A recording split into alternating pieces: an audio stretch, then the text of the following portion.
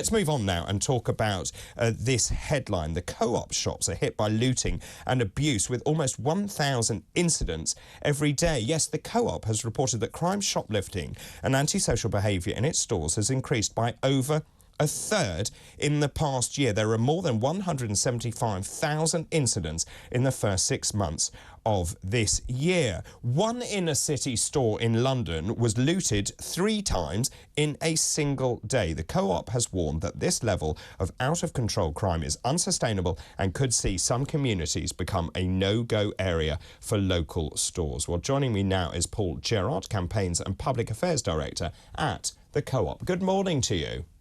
Morning, David. This is absolutely shocking. Tell us more. So we've seen a 35% increase in incidents in our store over the last 6 months. What's driving that isn't people struggling to make ends meet and stealing some milk and bread. That's not what's driving that 35% increase. What's driving the 35% increase is organised criminal gangs who are targeting stores in order to steal large volumes of high-value goods, cigarettes, alcohol, some beauty products, meat, and they're going to resell those in informal routes, let's call them. So it could be in pubs, it could be on street corners, it could be in markets, and that's what's driving this. And very often those organised criminal gangs will threaten and use violence. I mean, it was extraordinary. I mentioned this on the talk the other night. The fact is, I was on the tube and I saw a couple get onto the tube, undid their coat, and all this meat fell out from underneath their coat, which was all security tagged. Clearly, they just pinched the whole lot. Absolutely. I was talking to one of our store managers in South Wales. There's an individual comes in there almost every day, and he brings a bag and he just wipes out the whole shelf. And, you know, there's 30 steaks in there. They're each £6-7 quid a steak. They all go in the bag, and he walks out. We'll ring the police for that. We ring the police for only serious incidents like that, because that's hundreds of pounds out of the theft, and the police don't come and assist. Why? And if we why? You'd have to ask the police. My view would be, David, that it's not a priority. They don't view serious criminal attacks on shops that is costing thousands of pounds, are terrifying shop workers and really affecting communities. That clearly is not viewed by too many police forces as a priority. We only report serious incidents, David, and the police do not attend. They don't attend in those serious incidents, 71% of cases. Yeah, I was just reading that. A Freedom of Information request showed that police failed to respond in 71% of serious retail crimes. Also, as you rightly say, at the end of the day, yeah, OK, it's also about the goods, but it's about the people who work in your stores, because if they're threatened and they're assaulted, that is not acceptable in a workplace. Absolutely. We have every day a number of my 10 colleagues of mine will be attacked. At least 3 or 4 of them will be with a weapon. It could be a knife, it could be a syringe. I've had colleagues attacked with a medieval mace. And these are the same people, remember, David, that when we were all told during lockdown to stay at home, to keep safe, they went into shops, they opened those shops up so that people could buy food and drink in order to get through lockdown.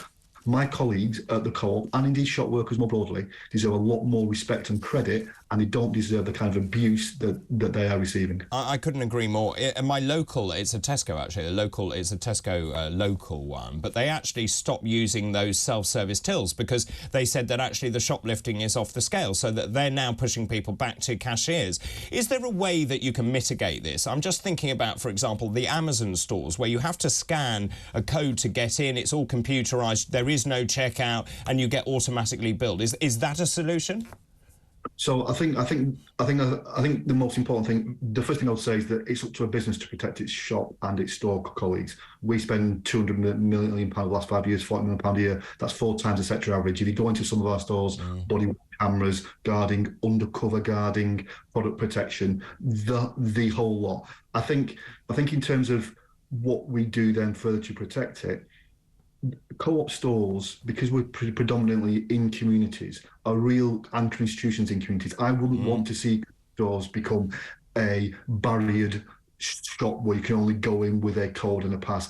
They're an important part of the community. Very often it's where people will have their own conversations of the day. It's where they'll meet people. So I don't want the co-op, which is such a great community institution for this country, to be like that.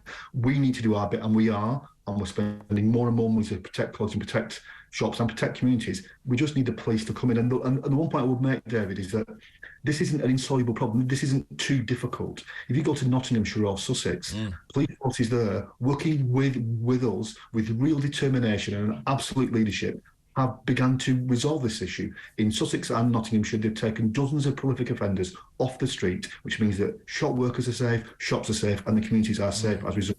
Police can fix this if they work with us, but they've just got to step up. But I assume in those local stores also the staff know who the serial offenders are. So therefore, if we have a return to community policing, if we actually liberate the police from doing paperwork and actually have them working in tandem with you, having a bobby outside the shop, that will all help you.